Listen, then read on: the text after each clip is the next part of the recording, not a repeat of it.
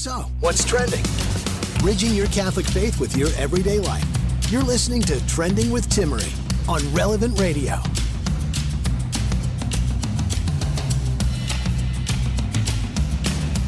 Welcome to our series this week on the cardinal virtue, specifically of prudence. Join us all week long for this series of how to make more decisive decisions, to actually make decisions in your life and to make them with great virtue. We're also going to discuss the sign of the cross, why we should make it more often, why it used to be a part of the liturgy and a part of the early church's tradition in a way that we've lost today. Joining me now is Reggie Littlejohn. Reggie Littlejohn is the founder and president of Women's Rights Without Frontiers. It's an international coalition that exposes and opposes forced abortion, gendercide, and sexual slavery in China. Reggie has briefed officials at the White House, the United States Department of State, as well as the United Nations and the Vatican. She is a practicing Catholic, and I've not shared this before, and I don't know if Reggie remembers, but some years ago, I think when I was in high school doing pro-life work, I have always admired her work in China, especially against the one-child, now three-child policy. And so I had written, and she was so kind in the midst of everything that she was doing, writing back to me via email. And so I've always admired her work and her bold voice in the face of incredibly challenging circumstances in China, yet her organization is one of the few who has people on the grounds to help save babies' lives and the lives of women and the fathers in the face of a radical and forced abortion policy that China implements. Welcome to Trending, Reggie. Thank you so much, Timmerie. It's an honor to be here. Let's dive into a little bit of your work in China. One of the things that I think is extremely beneficial about this conversation, if you're just joining us, is that what's happening in China has actually received bipartisan criticism from both sides of political parties and even from both sides of the pro-life and pro-abortion movement. So if you know someone who's pro-abortion, these atrocities occurring in China and the hope-filled stories of Women's Rights Without Frontiers is a means for having conversation, building bridges with those people who might disagree with you on abortion. Reggie, can you share with us a little bit about the now three-child policy and the work you're doing to save lives there in China? Well, yes, thank you, Timmerie. So people think that because China has moved from a one-child policy to a two-child policy and to a three-child policy, what that means is that coercive population control has ended in China, and that is not true, unfortunately. On a couple of fronts, you mentioned bipartisan support. There is bipartisan support, across the spectrum of people, their different positions on the life issue. Bipartisan support against what the Chinese Communist Party is doing to the Uyghurs in Xinjiang, which is they've been officially declared by Secretary of State Pompeo and new Secretary of State Blinken, officially declared to be committing genocide. And one of the major ways that they are currently committing genocide is through forced abortion, forced sterilization, and infanticide. And that has been condemned by everyone. There's no one who is supporting that. And that's regardless of whether or not you've had one child, two child, three children. That is absolute intentional genocide occurring for the Uyghur people. Well, this is the situation. Yes, they are intentionally trying to basically break the backs of the Uyghur people, and they've been using the two-child policy as an excuse. So, under the two-child policy, every couple is allowed to have two children, so they have been putting in internment camps people who have had three or more children, saying that they had too many children and taking their children away. So when China shifted to a three-child policy earlier this year, I called upon the Chinese government to release every parent that was being interned in basically a concentration camp in Xinjiang and restore their children to them. And, of course, we've heard nothing about that. They're not going to do that. But that's the excuse that they use to put these people in internment camps. So now that we have a three-child policy, it was basically announced to the world in such a way that people believe that that forced abortion is not happening anymore. As I just mentioned, it is still happening in Xinjiang to the Uyghurs. But number two, the new rule is every couple is allowed to have 3 children. So, of course, 4th children are still subject to forced abortion, and I was a 4th child of my parents. So under the 3-child policy, I would have been forcibly aborted. And then beyond that, you have to be part of a couple to have a baby. So people who are not part of a couple, in other words, unmarried women, single moms, are still subject to forced abortion under the 3-child policy. And in August, I think it was, of 2020, Radio Free Asia came out with a report that mentioned the fact that, according to an official Chinese news outlet, China routinely forcibly aborts, or they don't admit that it's forcible, but they routinely abort 8 million, quote-unquote, extra pregnancies a year in China. What's an extra pregnancy? That's a pregnancy that is without permission, an illegal pregnancy. That, under the 2-child policy, would have been unmarried women and 3rd children. And I believe that the vast majority of those 8 million abortions were unmarried women, and that's going to continue under the 3-child policy. Can you speak to the imbalance that forced abortion, gender side, has done there in China, especially surrounding the fact that the population has been imbalanced now with too many, we won't even say too many men, but more so too little women to marry the men there in China? Well, sure. So under the 1-child policy, people figured if there can only have one kid, they would rather have it be a boy. Then in the 2-child policy, which is most of our work has been done under the 2-child policy. The work saving baby girls has been done since the 2-child policy. What demographers have found is that couples are willing to, if the first child is a girl, they're willing to let her live, thinking, okay, we can have a boy on the second child. And so then women are forced, not by the government, but by their own families, their husbands and their mother-in-law typically, to abort or abandon a second daughter. And then my concern with the 3-child policy is that most couples in China don't even want to have a second child, much less a 3rd child, because it's so expensive in China, and because they've been brainwashed and browbeaten into thinking that 1 child is the best. Right. So my concern is that under the 3-child policy, that the only couples that are going to be willing to go to the effort and the expense of having a 3rd child are those who have 2 girls. And I believe that the vast majority of the babies born that 3rd child are going to be boys.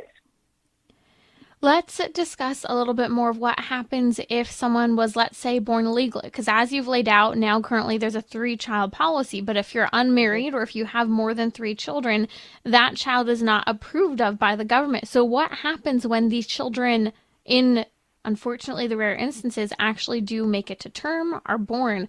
What is their legal status in society there in China?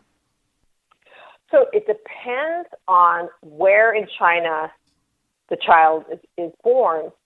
So there's, China's a big country, and their authorities, the central government is not, it's not as powerful there as it is here. Like here, if the Supreme Court does something, then it's implemented uniformly across the land. It's not true in China. So an illegal baby, these, can you imagine that a person's existence is illegal? I mean, it's something we can't even think about.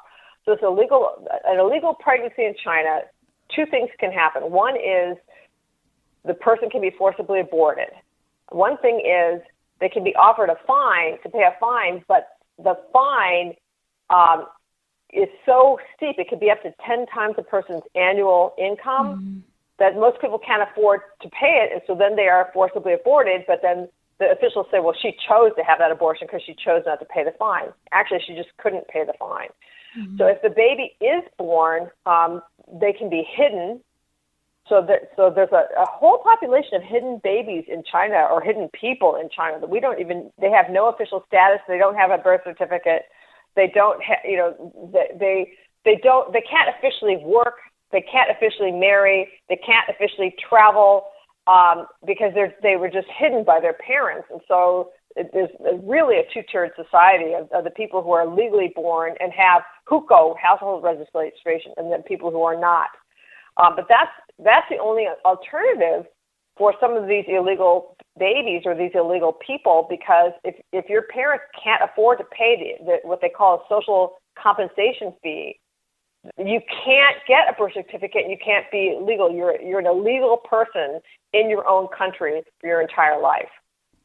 If you're just joining us, that's Reggie Littlejohn. Her organization is Women's Rights Without Frontiers. We'll post a link to that on our show notes at relevantradio.com/trending. But again, that's Women's Rights Without Frontiers.org. Now, Reggie, you have people on the ground listening, watching, so that people here from America can offer resources to help save babies and families there in China. Can you share with us some of the good news of how you've been able to intervene and save the lives of babies? Oh, thank you for asking that. Yeah, we're actually the only organization in the world with boots on the ground inside of China, actively saving baby girls and also abandoned widows. And the reason that we're the only organization is because it's extremely dangerous work. Okay, the Chinese government doesn't like people.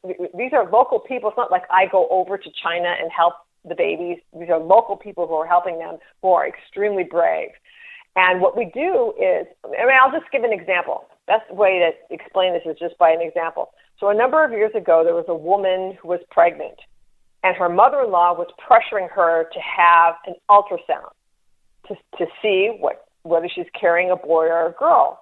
And she resisted because she knew what that ultrasound meant, that if it was a boy, she could keep the baby, and if it was a girl, she would be pressured to abort the baby, and she didn't want to abort her baby, so she dragged her feet until she was well along into her third trimester, finally went in to get the ultrasound, and discovered that not only was she carrying one, but she was carrying two baby girls, twin girls. Mm. So what would be a cause for immense joy and celebration in the United States was catastrophic for her, because her mother-in-law started pounding her, not physically, but verbally and emotionally, to terminate that pregnancy, because even under the two-child policy, she would use up her entire quota of children, and they would both be girls, and she didn't want to, and she was desperate, and she didn't know what to do. So thank God, our field worker heard about her, went to her door and said, "Congratulations on your twin daughters. Girls are as good as boys. And we will offer you 2 monthly stipends for a year to empower you to keep those daughters." So, because what we do is we offer them $25 a month in the local currency, in the Chinese currency, to empower them to keep their daughters. And so she was able to go to her husband and to her mother-in-law and say, "Look, I can't abort, I can't abandon these baby girls. They're lucky girls. Look, they're already bringing money into the family." And we have saved about 300 baby girls in China with this method. Wow, Reggie, that's incredible. You know, we so often here in the United States will talk about how new life is a gift. With every child, comes a loaf of bread underneath the arm, but sometimes that requires someone else being willing to help. And I even think, the blessings in my own life with having our baby girl and how generous everyone was in supporting, our first baby in the family. And this is what you are doing in China, in a culture that has radically become pro-abortion because of forced abortion. It has become pro-gender side, where they're keeping one type of baby over the other. And what is the equivalent of 25 Chinese dollars to American dollars? It's about 160 yuan. So that's sizable money in the Chinese countryside. These families are so poor, wow. And my the lead field worker once broke it down for me, like how many eggs, how many bushels of wheat, how many baskets of vegetables would have to be sold by the parents in order for them to have a net profit of $25. And it's just backbreaking to think of it. So this is a real incentive to them. By American standards, it's like give up one Starbucks a week, and that's what you have, just about, maybe 2 Starbucks a week, and you can help save a life. Wow, that's incredible. It's amazing the capacity for our generosity to actually help people. So we are praying for you and the work that you're doing for your field workers to be able to reach these people before abortions are forcefully occurring or pressured into happening. And so again, if you would like to support Women's Rights Without Frontiers and the work that you're doing on the ground there in China, as Reggie mentioned, they are the only organization on the ground helping women to keep their babies, fighting against gendercide and outright genocide occurring there in China. Check them out at womensrightswithoutfrontiers.org. I'll post a link on social media. We're going to come back with Reggie Littlejohn and we'll discuss some of the challenges there surrounding human rights violation and their currency surrounding social currency surrounding surveillance state that China implements with anything from practicing your faith, posting on social media, to how many children you have. Don't go away. We'll also come back, continuing our series on the cardinal virtue of prudence. And also today, why do we make the sign of the cross and why should we make it more often?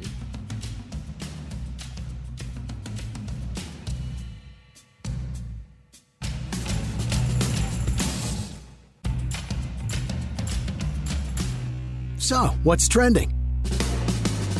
Bridging your Catholic faith with your everyday life. You're listening to Trending with Timmerie on Relevant Radio and the Relevant Radio app. We're going to dive into the topic of why we make the sign of the cross over the bodies. Is this rooted in Scripture? Did you know it's actually in the Old Testament as well? Did you know the early church made the sign of the cross repeatedly over and over again, and they're coming and they're going before bed, before a meal, before standing up, sitting down, laying down? Why did they do that, and why have we lost this? We're also going to continue our series on the cardinal virtue of prudence, making decisive decisions, taking action in our lives, but in the right way. Joining me now is Reggie Littlejohn. She's been sharing about the life-saving work of her organization, Women's Rights Without Frontiers. She is the founder and president of this organization that works as an international coalition exposing everything from forced abortion, gendercide, and sexual slavery in China. Now, China, you may have followed what has been happening with their now social credit system and a surveillance state that has been implemented in China. I had known this was happening, but I remember a couple years ago, I met a young woman about 20 years old who was adopted from China, as was her younger sister. Her sister was adopted when she was about 11 or 12 years old, and she had been with her adoptive family since she was about 8. And she shared how scared her little adopted sister was over the use of social media in the United States, because in China, the use of social media is often banned, or when various opinions are shared contrary to the Chinese Communist Party, there's a punishment for the family, financially, politically, morally, even just the capacity to go about living your life day to day. And so joining me now to discuss this surveillance state in China and the social credit system is Reggie Littlejohn. Can you share with us a little bit of what's happening with the social credit system and how it impacts people from the day to day? Well, Timmerie, the social credit system is something that is relatively new. It's just been rolled out in the last couple of years. And what it has to do with is it is putting everything about a person digitally into one centralized place so that they can come up with a score of you as a person. So what they centralize is they have facial recognition, they have real-time geolocation, meaning they know where you are physically because of your phone, right? They track also your social media posts, as you mentioned, your internet search history, because there are things in China that you're not allowed to search for. You're not allowed to search, for example, like what happened on Tiananmen Square, or issues concerning Taiwan or Tibet or Hong Kong. Any of those searches will get you in trouble in China. So that also your online purchase history, okay, anything you bought, your credit card, your bank account, your criminal history, your medical history. So they put all this together in one centralized database, and they come up with a number. And that number represents whether you are a reliable citizen. So if you have a high social credit score, you can lead what looks like a normal life, except you're a slave. Because if you step out of line in any way, like if you search for Tibet or anything like that, they have these internet police that will actually show up at your door, and who knows what will happen to you. People have been detained because of their internet searches. Okay, so if you have a high score, like you always do, you never take issue with the government. You completely agree with the government's narrative. You're a strong supporter of the Chinese Communist Party. You can lead what looks like a normal life. If you start departing from that, like you start searching for things that you're not supposed to search for, or you buy a book that you're not supposed to buy, of course, they probably wouldn't even be available in China. But if you post something critical of the government, your social credit score can go down. So then what happens? People who have a low credit score, they're not allowed to officially travel. They can't borrow money, so they can't buy a home. They can't have a mortgage. Their kids will not go into the school, a good school. They can lose their jobs if your score goes even lower than that, because all of these things are attached to your bank account and your credit cards. And because they have a cashless society, they can turn off your credit cards. They can cut you off from your bank account so you can't buy food. And if it goes even lower than that, like if you are a true dissident and are really trying to expose and oppose the atrocities of the Chinese Communist Party, you can be disappeared very quickly because of the real-time geolocation and the facial recognition. They know exactly where everybody is in China. So that's the kind of surveillance state that China is, and that's why your friend's younger sister was so terrified when she saw people posting, because the kinds of things that's the kind of thing that can get you in a lot of trouble in China. And for a 12-year-old to have that level of fear, knowledge, and understanding, it's scary. And at the same time, people will start to compare this even to what's happening in the United States surrounding, for example, social media posts. Tons of people, if you don't follow a particular narrative about COVID, if you disagree, people's social media accounts aren't just being, posts being taken down, but they're being deleted and blocked from utilizing everything from YouTube, Twitter, and Facebook. But let's look at this with regard to something else. Can you comment on the concern you have regarding possible digital vaccine passport technology on cell phones and its similarity to what you've seen occur firsthand with China's social credit system? Yes, this is so important, Timmerie. So I have I started an initiative together with another organization. It's called StopVaxPassports.org. And you can look it up. And the reason I did this was because of exactly what you said. According to tech experts, and the main one I'm relying on, his name is Jay Valentine, and he was the one who designed the fraud detection software for eBay. So he's a serious tech expert. According to tech experts, the digital vaccine passport utilizes a platform that could incorporate all the functionality of the China social credit system. So I just want to be clear. I'm not an anti-vaxxer. I've traveled around the world. I've been vaccinated for just about everything you can think of. And so I'm not talking about the vaccine. And I'm not even talking about the paper vaccine, like if you have a certificate that's a piece of paper that says I've been vaccinated. I'm not talking about that. I'm talking about a digital vaccine passport that is on your phone. According to Jay Valentine, according to somebody else named Naomi Wolf, all the functionality of the China social credit system can be attached to that digital passport, and it could be an open door to mass surveillance and even totalitarianism wherever it is implemented, including in the United States. Wow. And this is a lot to look at. I know many people are concerned about freedoms violations from everything from being forced to have a vaccine. In fact, California last night is trying to push through and gut current bills to force vaccinations for employees, as well as anyone who wants to shop in public places in California.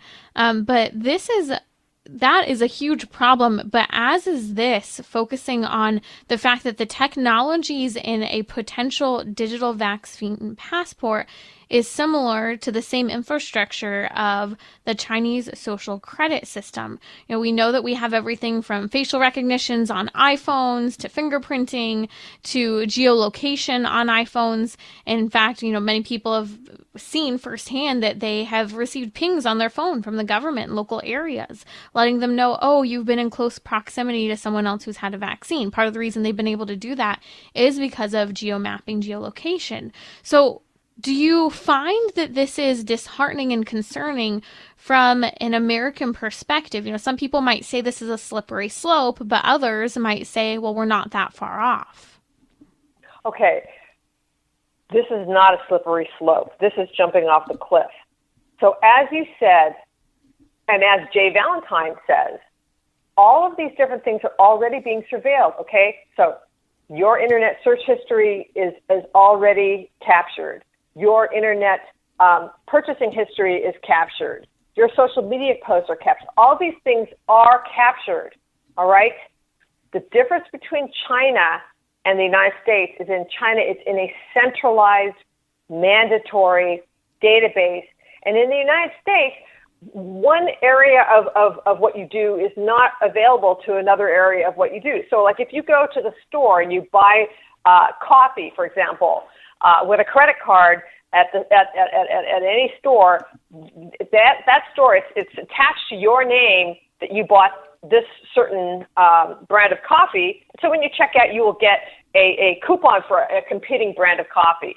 Fine, whatever. We know that they're tracking our purchases in the grocery store, but that's not connected to your credit card or your bank account. You know what I'm saying? Yes. Your social media posts, our social media posts are not connected to our credit cards and our bank accounts. And our geolocation.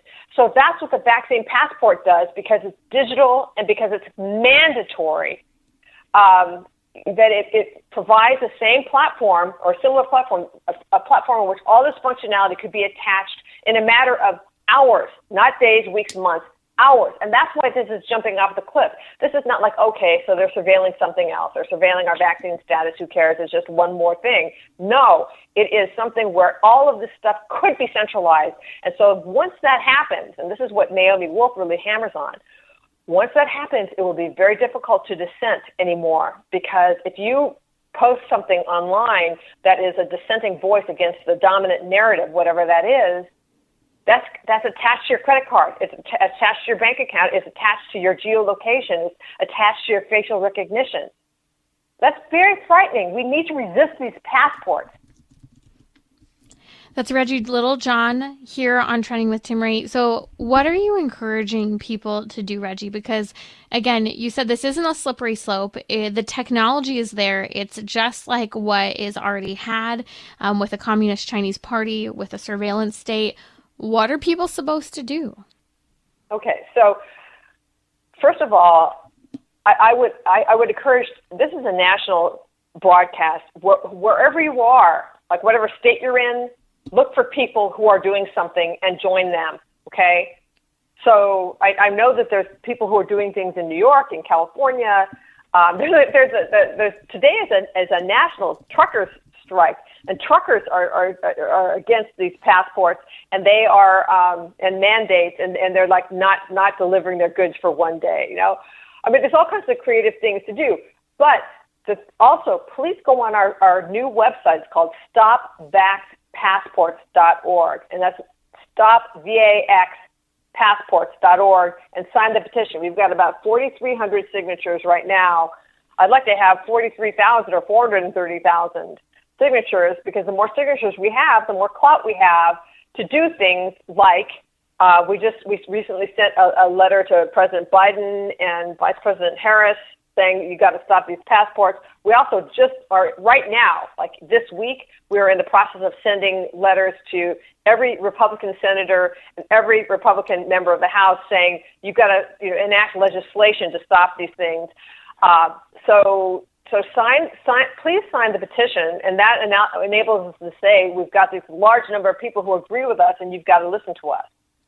To reiterate what you're saying, Reggie, it's important people understand this has nothing to do with whether or not to get the vaccine. It has to do with technologies potentially being implemented for a digital vaccine passport. These technologies that are very similar to the Chinese surveillance state and social credit system that you've seen firsthand with your work with Women's Rights Without Frontiers in China. So I want to encourage people to just check out, learn more about this. Stop vaxpassports.org. We're just talking about, again, digital passports that could lead to a social credit system like is currently implemented in China. Reggie, thank you so much for joining us. I want to encourage you to follow her work, support what they're doing there on the grounds in China to save babies, especially baby girls. Check them out at womensrightswithoutfrontiers.org.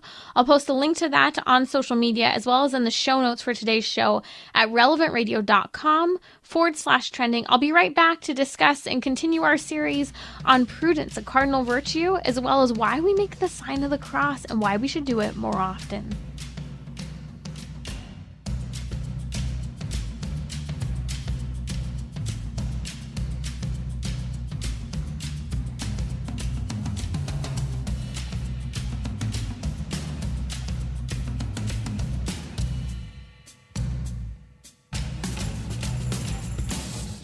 Catholic Order of Foresters is proud to sponsor the Relevant Radio studio line. For information about employment opportunities and flexible premium life insurance plans, visit relevantradio.com/forester.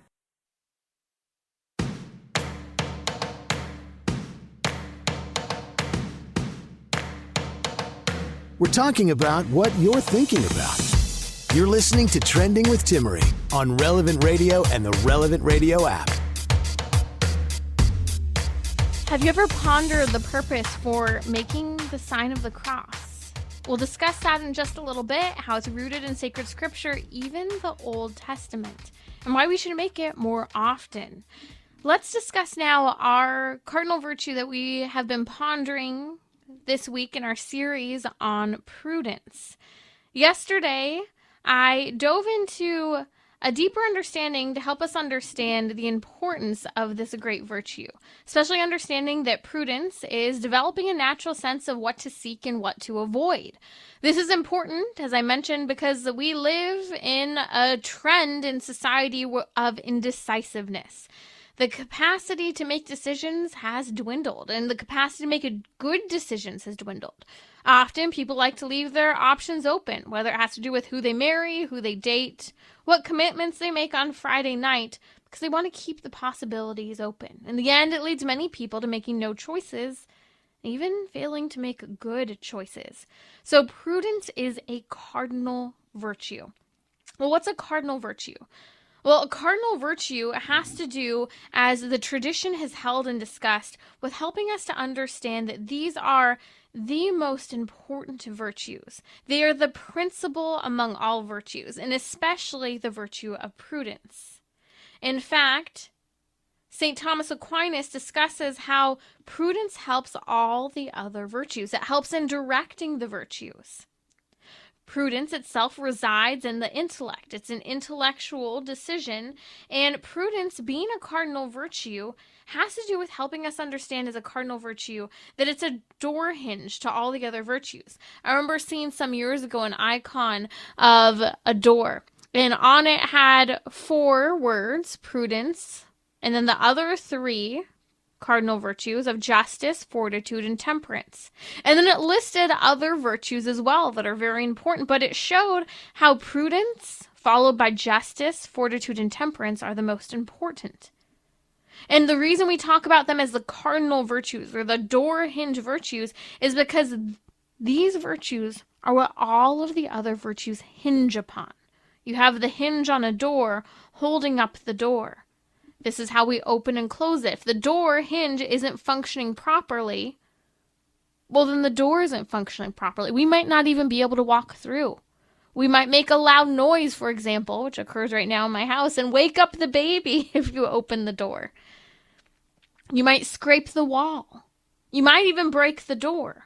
This is why having those hinges strong are so important. And specifically, prudence holds a primary place among the 4 cardinal virtues, above all the other virtues. Of course, setting the theological virtues aside that are on a totally different level because they're the 3 theological virtues. You see, let's dive in a little further into this virtue of prudence. St. Thomas Aquinas discusses, and we were talking about this yesterday, the importance of making decisions. He talks about how the prudent man considers things afar off. That is, he has foresight. I'll go on. He says, insofar as they tend to be a help or a hindrance to that which has to be done at the present time. So a person who is prudent has foresight as they consider things. And this helps them in either a good way, helping them along their decision, the functioning of their life, or it becomes a hindrance based on the decision they make at a given moment. That's why we discussed yesterday why you have to have context, perspective, good intentions, and be reasonable, and even have a process of comparison when making a prudential decision.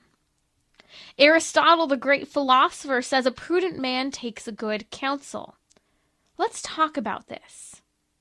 Because what does it mean to take good counsel? Who do you consult with to make your decisions? Taking good counsel is something that many of us need to ponder more often. Do I seek counsel by praying? Do I seek counsel, which, by the way, counsel is one of the 7 gifts of the Holy Spirit? Do I read to inform myself, to inform my conscience, to inform my decision-making before making a prudential decision for myself, the life of my family, and others? Do I consult important people, family members, those people who have had experience in a particular decision, wise people I know? See, counsel is part of what's at the heart as well of a prudential decision. Aristotle's also said that prudence is right reason applied to action. But are we taking the moment and the time to ponder, think through, work through, anticipate the future, and make a decision? No decision will be absolutely perfect per se. Sure, we can make a good decision and difficult circumstances could still come from it, but we are challenged to make prudential decisions that bring about the best possible outcome. Again, we talked yesterday about good decisions leading to good ends, good goals. Thomas Aquinas discusses how prudence is oriented toward wisdom about human affairs, about human goods, that it moves, in a sense, the human person not just toward common sense, but prudence when it comes to the human person, wisdom surrounding man. Now, wisdom properly has to do with the things of God, the highest things. But prudence is a form of wisdom when it comes to man. So we need to ask ourselves questions as we talk about making prudential decisions. And I want to walk through these questions because I think this is important homework for us in order to grow in our virtuous life, to grow in our character, to form our character, to make better decisions, and to start making decisions. As I said before, there's a trend in the culture to not make decisions, to just wait for things to hit a point of absolute implosion, or where you're forced into making a decision and your options have now become limited. Maybe it's because we want limited options because we don't think through those choices that we don't want to make. So here are some things for us to ponder. And I want you to really work through this. Do I care to make an informed decision? Or do I just wait for things to hit a crisis mode? Or do I wait until my options are so limited that it becomes easier? Now, there's nothing wrong with waiting things out, but that is also in and of itself a prudential decision to wait things out. That is making a decision. Also, do I prepare in advance for what to expect, to anticipate certain decisions that might need to be made? For example, let's say I want to buy a house. I need to make prudential decisions now about my spending habits. How many times I eat out. How many quick Amazon orders I make even for simple things in my house. Am I preparing in advance for future decisions and future outcomes? My third question that I want to encourage you to ponder is, do I seek counsel? Again, I listened earlier. Virtue of prudence really rests on us taking counsel and making decisions and understanding things. Now that counsel can and should start first and foremost with prayer. Now, don't, I beg you, become that person where you might ask someone, and I think this is a problem for people of faith. People will, maybe I ask you to do something, to volunteer in a particular project, and someone will say, I'll pray about it. Praying about it is important. Very important. You should say, I'll pray about it. But sometimes people use prayer as a crutch. They'll say, oh, I'll pray about it. I'll pray about it. And they use that as their excuse to not say yes, to not say no, and to not make a decision. They say, I'll pray about it because they don't want to necessarily think about it. Now, I'm all about abandoning our decisions, our desires, our needs, our choices to God. But as we're praying and abandoning these things to God, we also need to make an intellectual decision along the way. That our intellectual decisions are informed and formed by prayer.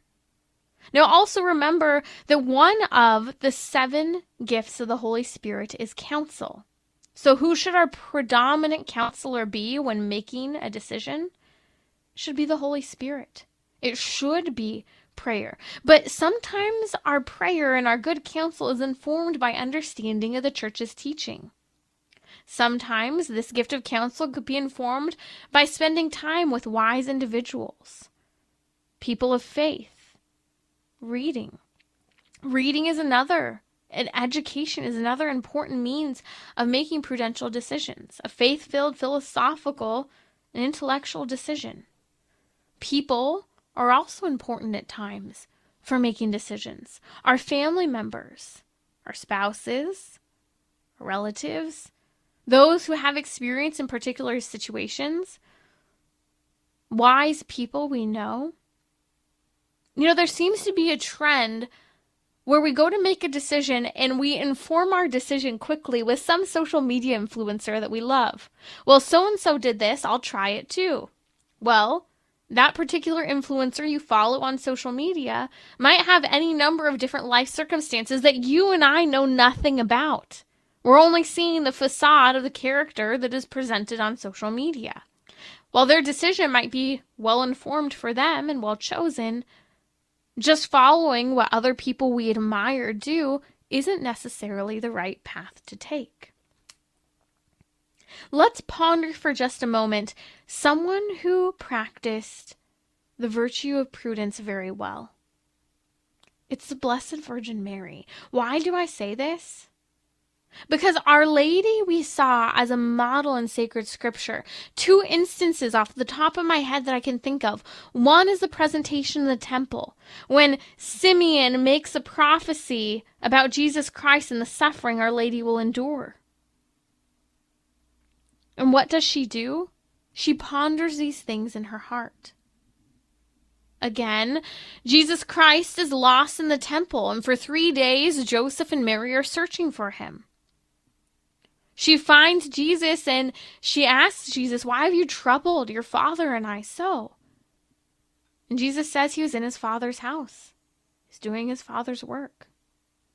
And Our Lady yet again pondered these things in her heart. She took the counsel of Christ. She made a decision on what steps to take next. Even if her next steps weren't immediate, she was directing herself through a prayer-filled intellectual pondering. So 2 more questions to ask ourselves as we talk about prudence today. Do I think about my choices and the execution of the decisions I've made? And the last thing to leave you with, at the end of the day, when you make that examination of conscience, which we should do every day, thinking about the good we've done, how we've grown, and some of our challenges and virtue, but also pondering the challenges, the bad habits, and the outright sins that we commit. As we examine our conscience, ponder, am I making prudential decisions? Am I prudentially working through these difficult circumstances that I know are temptations for me, that I know I've sinned with? This is how we will grow in the cardinal virtue of prudence. Thanks for joining us in our series on prudence. We'll continue this all week long. If you missed yesterday's show, kicking off our series on prudence, head over to relevantradio.com/trending, where you can subscribe to the podcast, listen on demand, and share this episode. I now want to dive in to why we should make the sign of the cross more often. So I think I've shared before that I regularly attend the extraordinary form of the Mass, the Latin Mass, on Sundays. And I've also been exposed to many other liturgies, two in particular that I've frequented quite often. My husband's a Maronite Catholic, which is the Lebanese rite of the Catholic Church. And something I've noticed with everything from the Maronite rite of Catholicism to the extraordinary form of the Latin Mass to also the Chaldean Catholic rite of Catholicism. All three of them, and I've attended them many times, participated in the liturgy, received the Eucharist, make the sign of the cross far more often than we are accustomed to in our modern liturgy, but also in our day-to-day lives. The sign of the cross is more often a daily, and not just daily, but even minute to minute, hour to hour, part of the Christian life. And so I want to discuss why we should make the sign of the cross more often. In fact, all the time. And maybe the only time you make the sign of the cross is when you walk into a church on Sunday, dip your fingers in the holy water font, receive the opening blessing from the priest, receive the closing blessing, and then on your way out, you make the sign of the cross again. And the next time you make it is a week away from then. Or maybe you also do pray throughout the week and you make the sign of the cross when you begin and end your prayer, and hopefully when you begin and end your prayer before meals. That's a start. But Jesus Christ has encouraged us to, 1, pray without ceasing, and 2, Jesus Christ has also encouraged us to pick up our cross and follow him. One way we can pick up our cross and follow him is by literally making the sign of the cross over our bodies time and time again. Let's talk about some of the biblical roots of the cross, because making the sign of the cross on our bodies is an important reminder to unite our suffering, our challenges, our joys, our works to Jesus Christ and his cross, reminding ourselves to be humble and not to think that it's just me, myself, and I alone doing the good work that I do, or suffering and working through the challenges I experience. The great theologian Tertullian, who lived around the year of AD 160 to 225, actually writes about how the early Christian church crossed themselves time and time again. In fact, he said, in all our travels and movements, in all of our coming in and going out, in putting on our shoes, at the bath, at the table, in lighting our candles, in lying down, in sitting down, whatever employment occupies us, we mark our foreheads with the sign of the cross. That's St. Tertullian, an early member of the Catholic Church, an early church Christian. Do we make the sign of the cross when we lie down, when we light candles, when we turn on the lights? That would be the equivalent of lighting candles today. Do we make the sign of the cross when we put on our shoes? Ponder, even after each shoe that we put on. You see, this actually has a great roots in the Old Testament. In fact, the prophet Ezekiel speaks of a vision he has in Ezekiel chapters 8 and 9 in the Old Testament, where Jerusalem is committing all these infidelities, wickedness. They're failing to worship God, and they're actually worshiping the sun. That is, their elders, those people who should be leading the community. And we read in Ezekiel chapter 9 that God's mark is encouraged to be put upon the bodies, the heads of the faithful. A mark that was traced as the Hebrew letter Tav, which is the last letter of the Hebrew alphabet, which, by the way, means truth. Now, this letter, last letter of the Hebrew alphabet, is depicted either as an X or like a T. Now, in Ezekiel chapter 9, God says in this vision, touch no one upon whom is the mark. This is the mark, which resembles the crucifix, Jesus' cross. In the book of Revelation, written by John, the last book of sacred scripture, we know that the saints, those who have already traversed the earth, have been made worthy of the kingdom of heaven, have lived a life in Christ, a sacramental life. The saints are marked with a seal on their foreheads. That same seal, that same mark. Now today, we as Christians can be marked with this same symbol. A symbol of our salvation, a symbol of protection from Christ, a desire to be set apart, to wear and bear the cross of Christ, to be preserved from corruption, and to make a bold and loving commitment to Christ and his cross, to be courageous in marking ourselves even publicly with the cross, to be strengthened by the cross, and to participate in the battle for our soul and the souls of others. We should make the sign of the cross over and over again throughout our day, as the early church has said and pondered over and over again, from Tertullian to St. John Chrysostom, who said this is a staff, a weapon, an impregnable fortress, that is, making the cross over our bodies. He says neither man nor demon will dare to attack you.